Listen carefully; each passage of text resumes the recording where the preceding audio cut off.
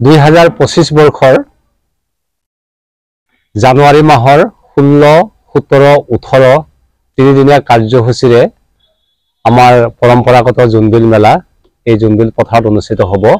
এইবাৰ জোনবিল মেলাত কাৰ্বি আংলঙৰ পৰা আমচাই পিনুং, বৰমাৰ্জং পিনুং, চখামণি পিনুং, বালিখঞ্জি পিনুং আদিকে কৰি ৰংখৈ বাৰ, খাওৰা গৰাই, চিলাংখুঞ্জি, উঠাংগুঞ্জি আদিকে কৰি প্ৰায় 58খন গাঁৱৰ পাহাৰৰ লোকসকল, তিৱা লোকসকল আহিব আৰু মেঘালয়ৰ আমদুবি ঘাট, আমজং, দুমফৈ, উন্ত্ৰাই, উমদেন, উমলাপেৰ, মাগুৰ পিনুং, মায়ং পিনুং, নখাপ, মকেৰ, মৰঙা, চিৰাদন আদিকে কৰি 20খন গাঁৱৰ লোকসকলে পাহাৰত উৎপাদিত হোৱা মেটমৰা সামগ্ৰী লৈ জোনবিল মেলাত তেওঁলোকে ঢাপলি মেলিব।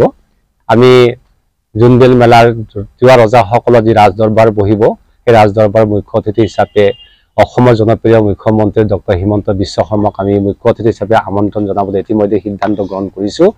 আৰু তাতে আমাৰ কেবিনেট মন্ত্ৰী শ্ৰীযুত পীযুষ হাজৰিকা আৰু ৰুচ পেগু উপস্থিত থাকিব।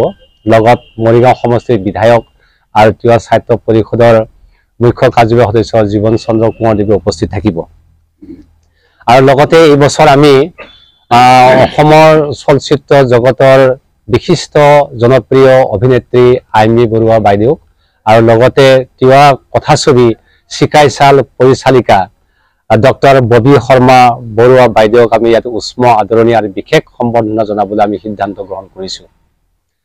লগতে জোনবিল মেলাৰ আন এটা সিদ্ধান্ত গ্ৰহণ কৰিছোঁ, আমি জোনবিল মেলাৰ প্ৰসাৰ আৰু প্ৰচাৰৰ বাবে এইবাৰ আঞ্চলিক আৰু ৰাষ্ট্ৰীয় পৰ্যায়ৰ বিশেষ বা বিশিষ্ট সংবাদ মাধ্যমৰ লগত জড়িত সাংবাদিকক আমি আমন্ত্ৰণ জনাম। ইয়াতে তেখেতসকলৰ লগত আমি কথোপকথন আৰম্ভ কৰিম।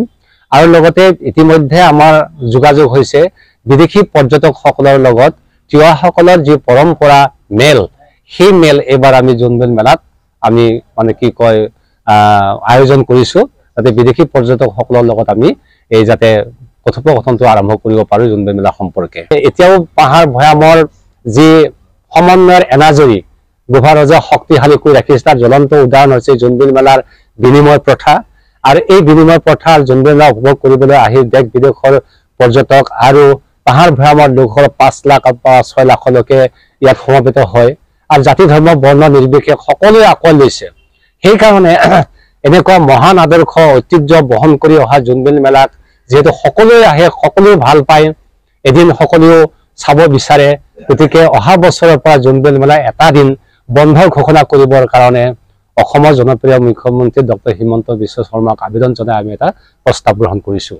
গতিকে আমি এইবাৰ এনেধৰণে কাৰ্যসূচী লৈছোঁ, গতিকে সকলো ৰাইজকে জাতি ধৰ্ম বৰ্ণ নিৰ্বিশেষে এই চেনেহৰ সম্প্ৰীতিৰ মেলাখনত যোগদান কৰিবৰ কাৰণে আমি সকলোকে আহ্বান জনাইছোঁ।